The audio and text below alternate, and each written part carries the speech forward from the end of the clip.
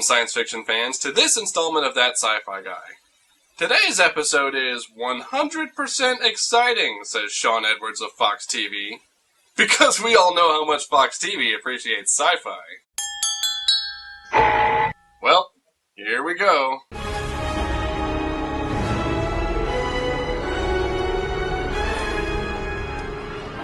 Green World Day? Is Earth Day trademarked? Time for some foreshadowing. Stopped. Was that Dave? Nothing. How we doing? Oh, we're ready. Good morning. Before I begin, let me...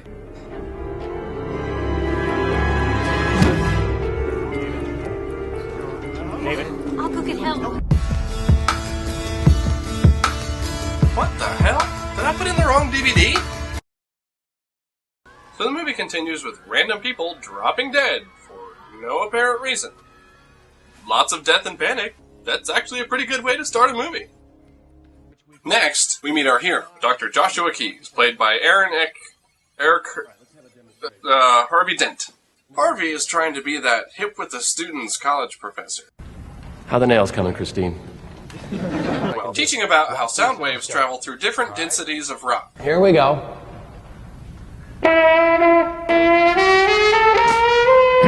Two agents from governmentcharacteractors.com then interrupt Harvey's class. Please come with us, sir. They explain, well, nothing, What's going on? seeing as they are only peons to the man.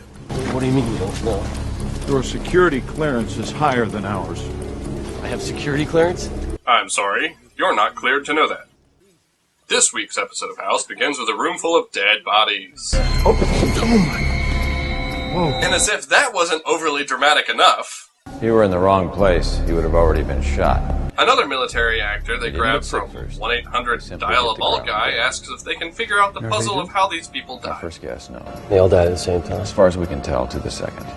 I need a reason. Is there a variation in sex, age, body It type? wouldn't help us narrow down what But narrows down who? autoimmune disease. ANA at autopsy of all 4 victims were normal. Wouldn't cover vasculitis. They all had pacemakers. Under a minute. How'd you guess?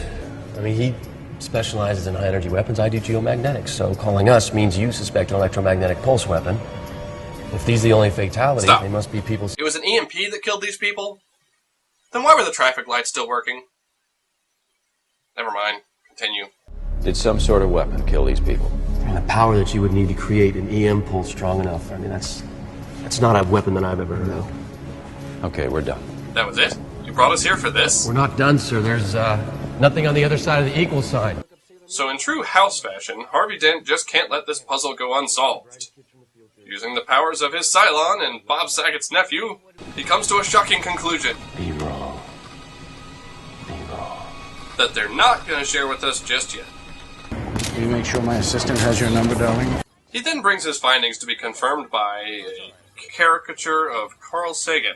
Dr. Zimski. Yes, what's your name? Josh Keyes. Josh. No, sir, I don't need you to not sign it. I need you to read that. I'm sorry, I don't have time. That wasn't very Carl Sagan-esque. Dr. Wiki. Carl Sagan was an American astronomer, astrochemist, author, and highly successful popularizer of astronomy, astrophysics, and other natural sciences. He was not a douche. Meanwhile, London comes under attack by a remake of Alfred Hitchcock's The Birds. You know, this scene is cool and all, but what the hell is going on? Some birds use the Earth's magnetic field for navigation in order to migrate long distances. Okay, while it is a cool scene, it really bugs me, because sure, they won't know which way is west, but they're not blind. Oh, okay, I see where this is going. This is one of those disaster movies, isn't it? Okay, so we have our hero and our douche. So now I guess we're gonna need a weird-looking geek, some red shirts, and a girl. Oh my god, it's spinning out of control! Oh, it's just landing. I guess no one wants to see it at the real speed in this kind of movie anyway. It's here that we meet Hilary Swank, a plucky young shuttle pilot who only needs a chance to prove herself. And her commander, played by none other than Captain Christopher Pike. because we all know how Captain Pike's future turns out.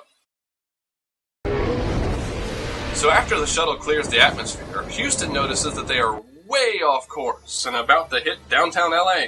They only have one system in place to check that sort of thing?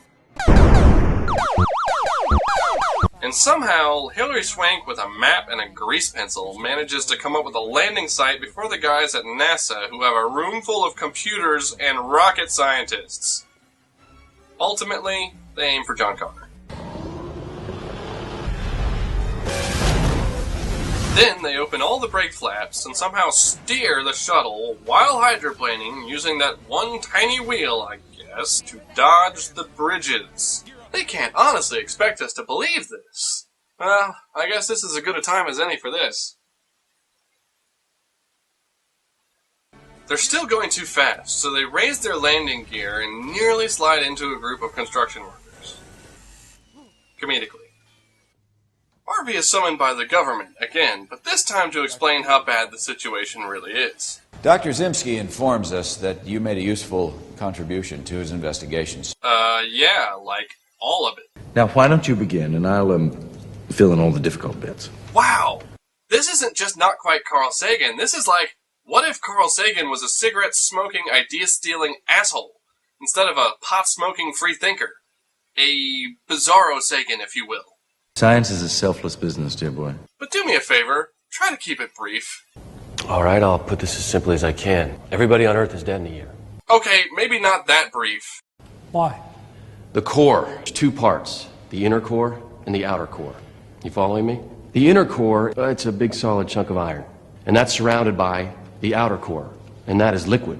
Yes, but most importantly, this liquid is constantly spinning. So 1 trillion tons of hot metal spinning at 1,000 miles an hour.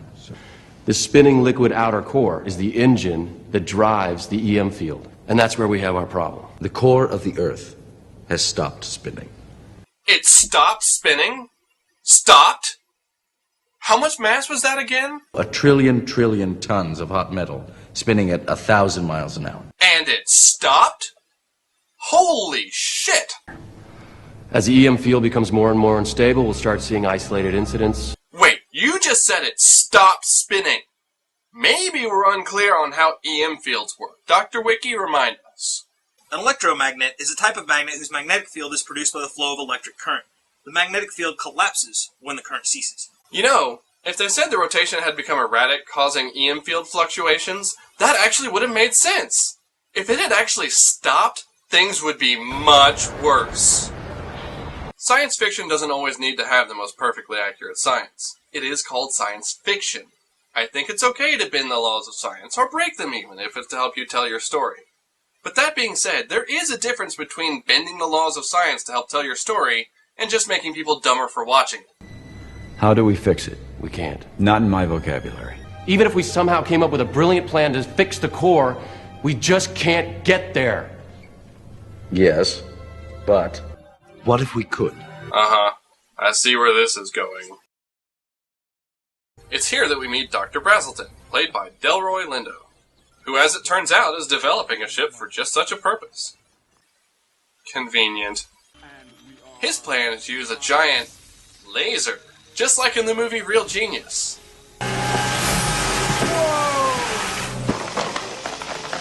Sorry about the window, sir. And the trees across the quad! Only enormous! I'm combining high-frequency pulse lasers with resonance tube ultrasonics. Okay, so we have our techno-babbly way to clear a path. Now tell me, how is this ship going to survive down there? I combine the crystals in a tungsten-titanium matrix at supercool temperatures. That's what did the trick. What do you call this material? Well, its real name has 37 syllables. I call it unobtainium. Unobtainium? Engineers have used the term unobtainium since the 1950s when referring to unusual or costly materials perfect for their needs that don't exist. Similarly, the term has been used in science fiction to refer to any substance needed to build some device critical to the plot, but does not exist in the universe as we know it. The unobtainium will take the heat and the pressure and transform it to energy, which in turn will reinforce the shell of the ship, you see. So the hotter And the deeper she gets, the stronger she gets. When do you think the ship will be operational? 12. 10 years, 10 years. What would it take to get it done in 3 months? $50 billion. Will you take a check? Why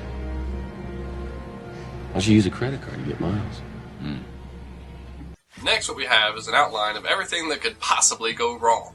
Dr. Brazelton will supervise the building of a ship which is capable of reaching the center of our planet. This is a program I designed to simulate the effect of nuclear detonations on the core. A tiny nudge in any direction will force the core back into its normal flow. What's a tiny nudge in planetary terms? Well, 1,000 megaton. Please pay no attention to the fact that this is a two-dimensional simulation of a three-dimensional phenomenon. You know, I know I'm not the expert here, but what if the core is thicker or thinner? I mean, it's not what you think it is. Isn't that going to affect the way the explosions are? Yes. And what if the core is made of cheese? Backup plans? Please, let the scientists handle this part, Pike. The ship will be powered by a small experimental nuclear reactor. It will be divided into 6 compartments. But if we do breach a section, bulkhead doors engage automatically, seal off the section in red, and eject. Well, I'm sure that won't be necessary. So, tell me, how are you planning on navigating down there? Well, I invented it. It's how you're gonna steer underground. It's, not very good reception. It's like a CAT scan at a hospital, but it's souped up. I invented it for deep earth surveying, and then the government came in, bought my research. Wow, that takes some balls to just walk up to a machine you've never seen before and start flipping switches. And why are they using some magic MRI machine when they clearly set up for him to use sound waves in the first scene? And sound waves even make more sense! Next, we meet Rat. We need your help. What kind of help? We need you to control the flow of information on the internet. Control the internet? You want me to hack the planet? Hack the planet? Hack the planet! Seriously? No, that's just stupid. Especially when anyone can go outside and see the northern lights. So I'm sure you're gonna need some sort of ridiculous payment for this too, huh? I'm gonna need an unlimited supply of xenotapes and Hot Pockets. Moving on. Hey, you know, we haven't blown anything up in a while. And now, ladies and gentlemen, boys and girls, it's time to play Disaster-O-Matic! And stop!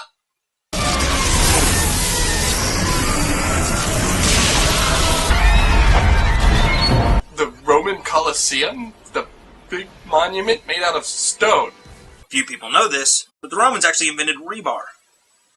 Are you sure? As sure as I am that the first Roman emperor was Stephen Colberticus. By this point, things have gotten really bad, so it's time to get this movie going.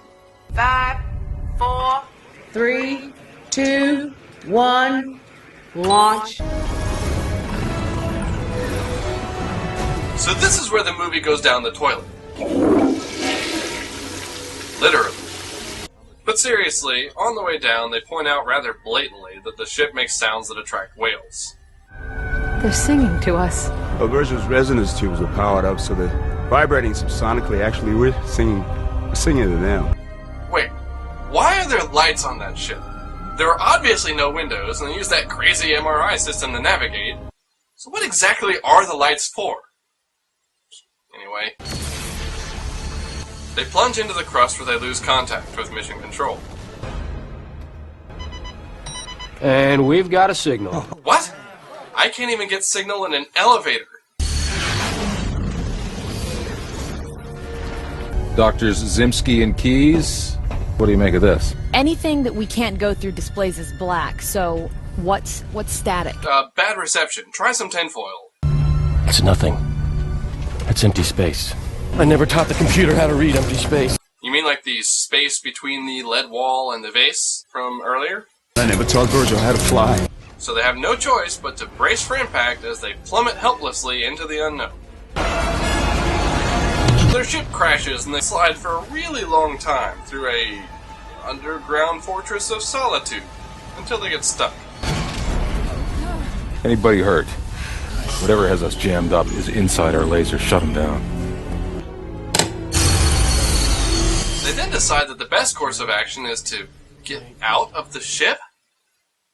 Okay. Oh, it's magnificent. Oh my god. It's like a crystal Grand Canyon. I think it's a geode. A geode? In the middle of the Earth? You know, some scientists believe this is actually possible. Really? Okay. They start to cut the crystal that's jammed in their lasers, when they notice that the hole where the ship entered has become unstable, and the lava begins to pour in. And yes, I call it lava, not magma, because it is erupted. Now wait a second. They fell and slid pretty far. That hole is damn near right over them.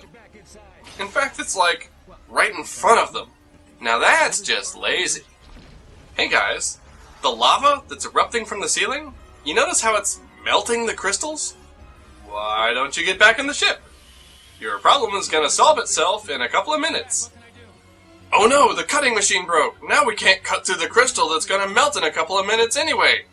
Whatever will we do? Oh, I don't know. Get back in the ship? No, Harvey decides to be a hero, or just has a death wish, and uses his oxygen supply to save the day, almost killing himself in the process. I fixed it now, cut! That's good! It's working now! They break the crystal free, even though they didn't really need to, and they get the lasers going again. Yes! I think we're gonna swim right out of this one! Yep, saw that coming. Of course, things have to be denser than the liquid that they're in the sink, but whatever, let's not harbor. And look at that, they slide right back in. Of course, that would have happened anyway if they had just waited. Then we have our basic good news, bad news scenario. Well, we're alive and we're moving. That's good news.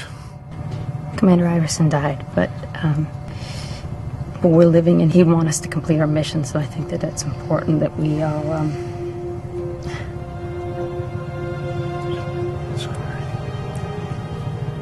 Thank you. Who's driving? Are they sleeping on this voyage, or are they all on Red Bull and meth?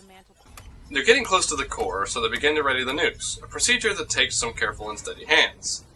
Let's hope nothing forces them to make hard turns all of a sudden. We're not supposed to go through anything black. Yes, so please don't. What is this? Oh my god. They're diamonds. Great. Diamonds. I want some. Hey, it looks like we're in the clear. Of course, they also thought that on the Titanic. Breach! Wait, don't forget the detonators! Take the diamonds! Joshua! Come on, sir! Come on! Go! Reynolds! Dude, that was plenty of time for Surge to get through that door! Why didn't he just dive for it? Why didn't Harvey grab him and pull? We can get him! Yes, like that! With about the same amount of time as Surge had!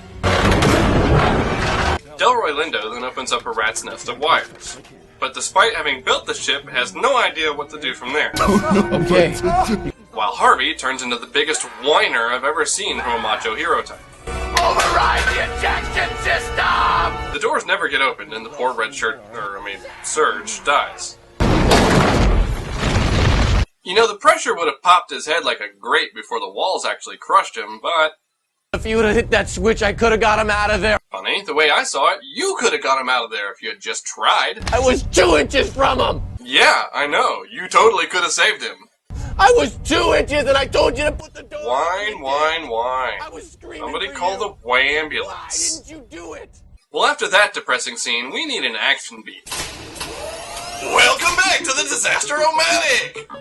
And kablamo!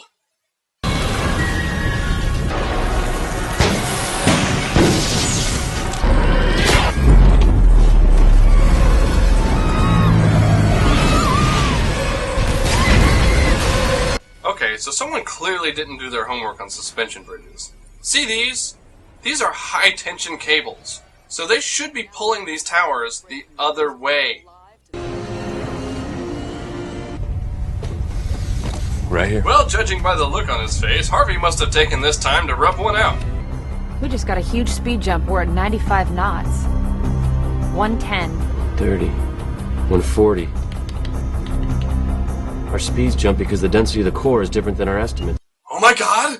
It is made of cheese! Raz, Yeah. would you please punch the new core density into the equations for the nuclear detonation? Please tell me this is enough. Really? This core material's too thin. What? The energy waves from the explosion won't spread far enough, they'll just bleed away into nothing. Well, I guess it's a good thing Pike died. Because now you don't have to hear I told you so. That's it. We go home. Okay, I'm down with that. We have failed, and we go to the alternative. What alternative? What are you talking about? General, this is Dr. Konrad Zimsky. Destiny is a go. What makes you think that Destiny would even touch the core? Because it already did. This isn't a fluke.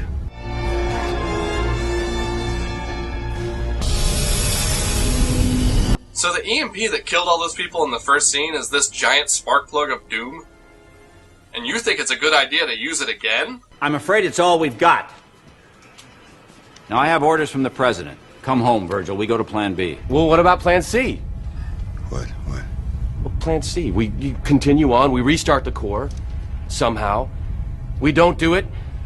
You fire Destiny. What are you, crazy? Plan C? Restart the core somehow? Oh, that's a great idea! You! Turn it around! No! I'm a guy like this! That's what I want to do! I don't want to go! Shut up! God, it's about time someone did that. When he comes to, Bizarro Sagan has an idea. All right. I'm hitting him again. No, Brass, no, look, I have a theory. If they break up the several nukes that were wired together and set them off one at a time, it could work. So then it becomes a race to get Plan C underway before Destiny is fired.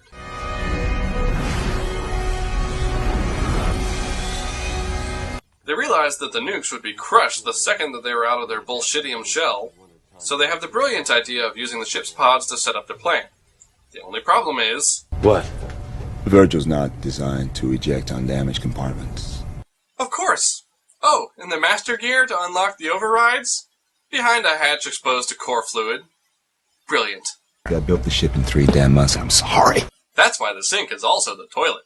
So what you're saying is whoever goes into that crawl space is not coming back. And who's gonna get to go out into it? The black guy.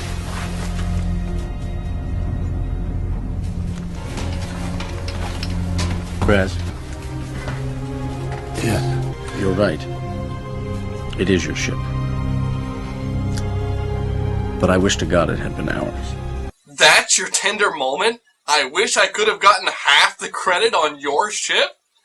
Man, you're a douchebag.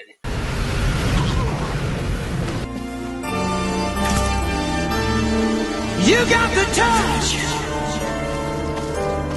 You got the power!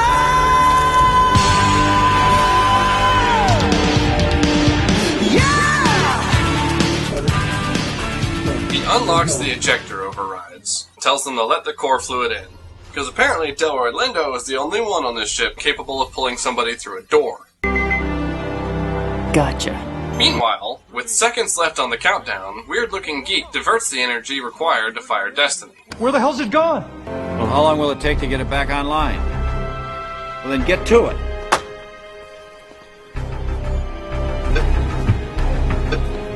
Oh, hey, General. Is there something I could do for you? Pong? Isn't there something you should be doing, like controlling the internet? Ejecting. Ejecting. Okay, wait. It isn't designed to eject undamaged pods, but he put switches on the dash for it? I call bullshit. Wavelengths in the core fluid off the MRI readings. Yeah, and multiplied them by 600. After setting their plan in motion, they realize they need to compensate by making the last explosion bigger. The last bomb has to be 30% larger. That's 6 or 7 pounds of plutonium. Where are we going to get 6 or 7 pounds of plutonium? Well, your ship is running on a nuclear reactor, but it would be preposterous to try to use that. Sudden turbulence knocks the ship around and a bomb pins Bizarro Sagan. Zemsky! Just go! Go! Go! Get out! Get out! No, there's not enough time! Look at how closed that door is! You'll never make it! tell me now. We've only got 3 minutes to eject No, this he's one. not actually gonna try that, is he? It's time to snap into some plutonium. Ooh, yeah! So he shuts down the power and pulls the plutonium from the reactor by hand, and then drags it down the hall and sets it next to the last bomb. Because all you have to do is set some plutonium near a bomb to make their precisely calculated explosions work. Oh, and the eject button still works with no power.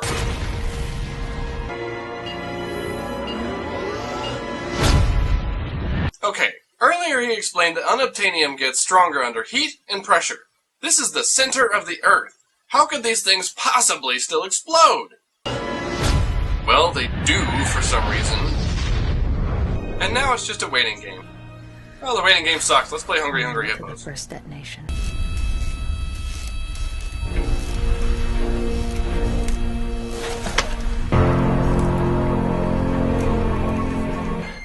It's 9,000 degrees. What? 9,000? Unobtainium converts heat to energy. Oh, of course. This is plot devicium. Just weld some wires to the walls and run them into the engine. Again, there's no exact science to this. Lucky for them, unobtainium runs at the same voltage as their ship.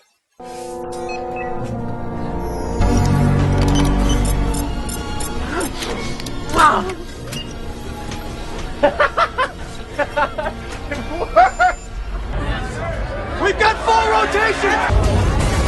Mr. Rat, what's the center of this equation? It's everywhere. It's one giant shockwave. The planet's healing itself. Yeah, that's what it's doing. Healing itself. I think I just soiled my pants. They surf their way back home along the current of the explosions. Exactly how are they steering again? I mean, I understand when the ship was whole, it probably used the compartments like a snake to maneuver, but now it's just one car. Are you really telling me that they're pulling high-speed maneuvers with a couple of screws? Don't you just hate the unflushable? Okay, let's assess. We've got no communications.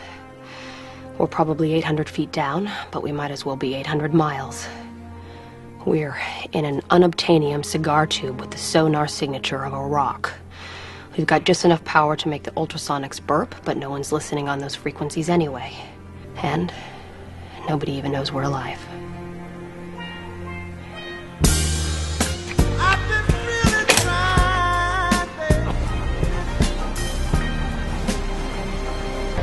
This is hopeless. Come on, General. Wait, why is the geek there? Isn't he supposed to be controlling the internet?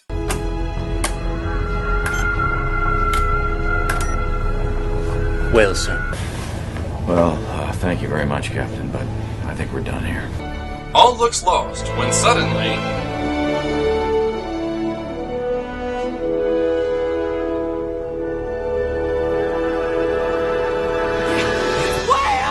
It's whales!